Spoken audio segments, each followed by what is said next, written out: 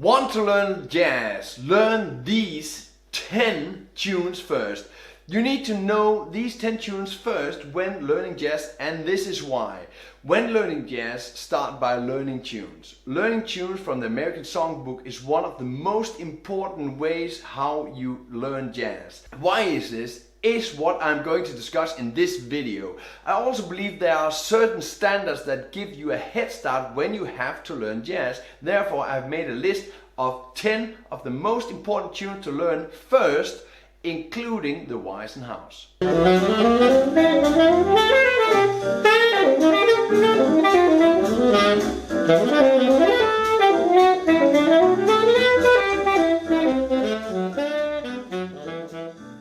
In this tutorial, the importance of jazz standard repertoire, the form, the complexity, keep it simple, the list, blues, Perdido, Blue Bossa, Take the A Train, Cantaloupe Island, Pent Up House, Autumn Leaves, Summertime, Rhythm Change, Solar, full solo manual on Pent Up House. Hi there, I'm Søren and welcome to Søren Ballegaard's Saxophone Lessons. If you really appreciate these tutorials, give me a great like and subscribe to my channel. That is amazing support if you give that. Thank you very much. The importance of jazz standard repertoire. The tradition of jazz is playing tunes and improvising over these. The melody as well as the solo has even value in the performance of a jazz tune. Maybe leaning towards the improvisation is most important. In the improvisation you follow the melody, the chord and general order of the tune called the form. The basic jazz repertoire is coming out of the American Songbook and we call this the standard repertoire. The melodic, harmonic and rhythmic structure of the so-called jazz standards are based on these tunes. The way we interpret the themes and the way we solo over these tunes are the foundations of jazz. The chord structure of these tunes is very important in the understanding of music theory combined with playing melody and solo. The form. When we speak of the form of a tune, we're talking about how long a section of the tune is measured in bars. The full form of a tune is mostly 12 bars in a blues, for example. 16 bars form of a short original tune like Pent Up House, this great tune by Sonny Rollins. In most longer standards from the American Songbook, you'll have a 32 bar form which consists of repetitions of one or more parts. The different part of the tune you commonly call by the letters A, B or C, etc. The standard sections, an A or B part is mostly 4 to 8 bars long. I'll get into the different forms when running through the tune list. The complexity of chord progressions. Most standards are written in a tonal diatonic tradition. This means they're written in one main key. From the main key, all functions of the chords flows. This can often be very complex to look at, but when you gain a little knowledge of this, you can see through the complexity and actually find the simplicity. That's why keep it simple. It's very important when learning standards that you keep it simple. Do not start with the most complex tunes. Start with simple ones and what I said, keep it simple. Like a blues. Cut out all the extras. You do not need to know all your scales and all your chords. Know a certain amount of basics in the most important key, like your major scales in the most important keys. Know your diatonic chords in those scales and you're good to go. The list. Number 1, blues. A jazz blues is a 12 bar form and you can play it in any key you like. The most common keys are B flat and F concert. For the tenor that's C and G, and for the alto that's G and D. The blues is a common thing that it sounds almost like it's easy to play. Still, in the common jazz blues you get around 3 different keys because the blues consist of only dominant chords and not major chords like a normal standard. There are hundreds of great things about blues. One of the great things is that you can actually cook it down to only 3 dominant chords. In this blues, C7 number 1, F7 number 2 and G7 number 3. 3 dominant chords. The clear changing of the chords in the blues makes it very easy to learn how you should change the chord notes and scales over the bar lines in the rhythm of the form. The dominant chord is of course very prominent in all other tunes. When you have learned the chords, there are so many places you can use them. The blues is also very easy to expand on, adding extra chords, progressions and substitutes. If you have licks you want to check out, you can mostly easily apply them to a blues. Because of the short form, checking rhythmic variations is also great to try out on the blues. What you also get with the blues, literally all great players have recordings of a blues, so there are tons of material to learn from. This was the blues. Let's go on to number 2, Perdido. This great and simple tune by Juan Tisol, performed by Duke Ellington, mostly known by the Duke Ellington Orchestra, a 32 AABA form. What I really like by Perdido is the coming together of the melody and the harmony. It's very easy to see the melody in the harmony and the other way around. The melody almost spells out the chord the entire time. This makes the chord scheme easy to remember when you have learned the rather simple melody. The AAB form, what? The form is how the tune is played. Every 8 bars of the 32 bar form has a letter. The first 8 bars is an A form. The second 8 bars are the same as the A, so we give them an A mark. Then comes the B part, which is different. And we end with the second 8 bars, the A mark. Thus, we get the AABA form. The whole A part is in one key, very much diatonic, and the A consists of a 2-5-1-6 progression. Then we have the bridge, the rhythm bridge. The B part of Perdido is a rhythm bridge. The rhythm bridge is 8 parts of dominant chains taken from a rhythm change form. I'll get back to the rhythm change form later in this video. The chord in the most common rhythm bridge are 2 bars of E7, 2 bars of A7, 2 bars of D7 and 2 bars of G7, that's for tenor saxophone. The steps from the blues to the rhythm is then very small, since you have a lot of dominance in the blues and you still have this dominant chain in the rhythm change bridge. Perdido is also a great way to check out your 2-5-1 lines added as 6 dominant.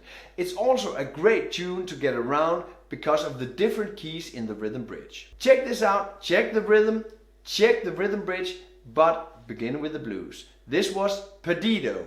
Number 3, Blue Bossa. The first minor tune in the row of 10 standards you should learn. A simple 16-bar tune by Kenny Dorham. Learning to play minor. Going to the 4th degree minor and playing a fine 2-5-1 in minor too. Taking the tune a half step up, playing a 2-5-1 in major, and then repeating the bar 5 to 8 as ending. All in a very, very nice bossa feel. Learning about the 5 dominant in minor, how this chord had the added major leading tone. There are also really, really great recordings of this tune by Dexter Gordon and Johannes, and probably hundreds more. It's a very popular tune to play on jam sessions. So get on with Blue Bossa.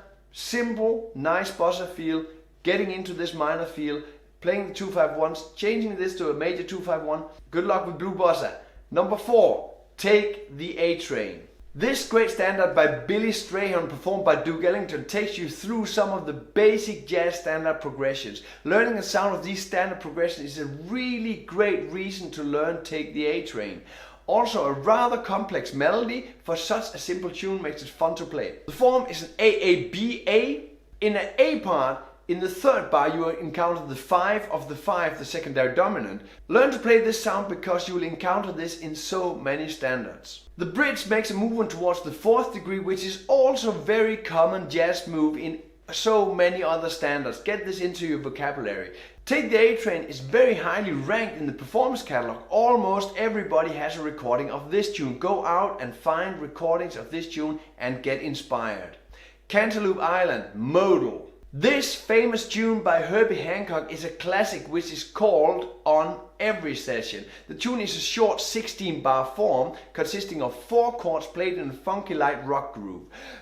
This moves it into a category of a modal tune. You have 4 chords in 16 bars, that's 4 bars per chord. Working with changing the root of a minor chord to get different sounds in the basic concept of the tune. Going from minor in the first 4 bars to a bluesy sound in the next 4 bars. From bar 9 to 12 you get a kind of major sound with the chord changing. Ending on the first 4 bars gives you a funny repeat. Modal playing is a great way to train your rhythmic and periodic feel in the bar. You also have to be able to keep playing 4 bars in the same sound. Keep having ideas on the same material. This simple tune is an all favorite on all jam sessions. Number 6, Pent Up House. I did not know this great tune by Sonny Rollins before long after I started playing the saxophone. I love this tune because it's written in the funny key of A major. It gives you a challenge to play A major a lot. Tunes are often played in C major or F major concert, but this one is G major concert, E for alto saxophone. The crazy rhythmic theme is super fun and challenging to play, also to check out your timing. The chord scheme is rather easy to learn. First of all, the tune is short, 16 bars, and 3/4 of the tune is the same. First 4 bars, the second 4 bars, and the last 4 bars is all the same, 2-5-1 in A major for tenor saxophone. The middle 4 bars is a short 2-5 going to the 4th degree, which you saw in Take the A Train. And the last 2 bars of that middle part is the backdoor dominant. Pent Up House trains a bit of an out there key and is not so often played, gets around the backdoor dominant and goes to the 4th degree. It's a lot of stuff that is very common in a lot of jazz standards. Check out this really great original of Sonny Rollins. He plays super great on this recording of his. Number 7, Autumn Leaves, an all-time standard played by many, loved by more. I think what works so great with Autumn Leaves is the natural guide tone line through the chords.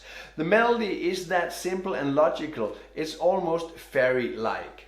Autumn Leaves is written in minor, starting in major, moving between major and minor, the parallel key of each other. This makes it very crucial you play the right target note because it's all the same scale. In the first 8 bars, the A part, the only outside note of the key is the G sharp, and that happens in bar 6. Remember that tone very well and remember to get in on the leading tones, the target notes on this tune. The form is a bit different than other standards. It's an AABC form, where the A parts are twice the same. The B part turns around the A part and the C part moves a little bit around. Basically it's just this nice A minor, but it just takes some other chords, some substitutes chords and put them in there. There are literally thousands of recordings of Autumn Leaves. You should really check them out. Number 8, Summertime. Again, an all-time favorite, played by many, loved by many more. This simple tune by George Gershwin, going from the 1st degree minor to the 4th degree minor. You get kind of into a blues feel when you play Summertime, but it's not a blues. It's a 16 bar form, it's not a blues. Moving to the parallel major at the end, like Autumn Leaves, but mostly in the minor key. A simple tune you should really learn. It's called on all jam sessions. Rhythm changed. The great George Gershwin has made this form very famous with his tune I Got Rhythm. The form is a 32 AABA part and is mostly played in B-flat concert. Rhythm change is not as easy as many say, but there are also different ways to play rhythm change. The original chord scheme is 1-6-2-5, but you can also look at this just as a 1-5-1-5. Taking you to the 4th degree, like so many other standards, get used to going to the 4th degree, going back to the backdoor dominant or the sharp 4 diminished.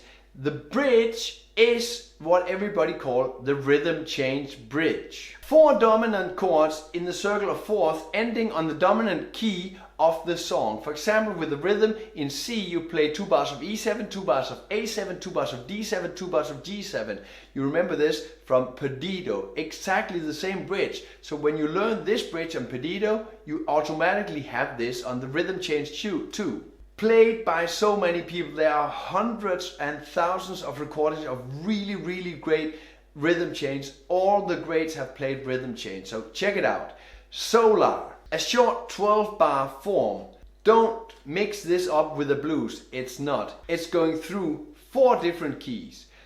You're learning some great 2-5-1s in both minor and major when going through Solar. This makes it a very important tune to learn.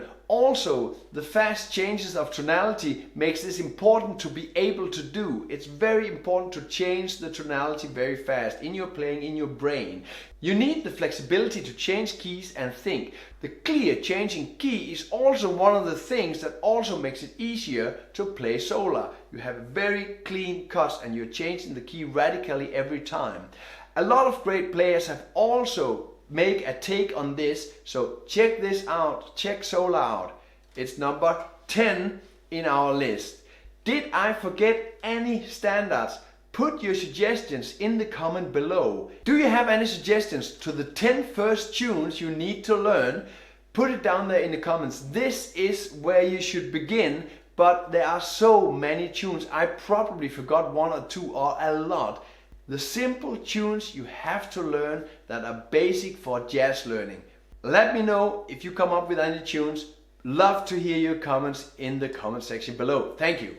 Full solo manual on Pent Up House for both tenor and alto saxophone. After the introduction of all these great standards, it's only fair to introduce you to the solo manual of Pent Up House. The Pent Up House full solo manual takes you through how to learn and memorize the chords of this great tune, how to play chord note solo using already written out patterns, leading you through pre-written solo etudes which give you the sound of how a chord note solo should sound. The manual takes you through scale exercises and solo patterns which you can apply directly. You'll find a clear guide in how to apply scales to the chord notes and create your own scale solos. Check the manual in the link below. More material on how to practice standards. I would recommend you to stay on this channel and check out this video. 5 standards. Here are the technical and melodical tools you need to master. You're always welcome to post your comments and questions in the comment section below. We had 10 standards, so add your first standard down there. I promise to get back to you with answers to your questions. Likes, follows and shares are of course very, very welcome. Thank you, play music, have fun.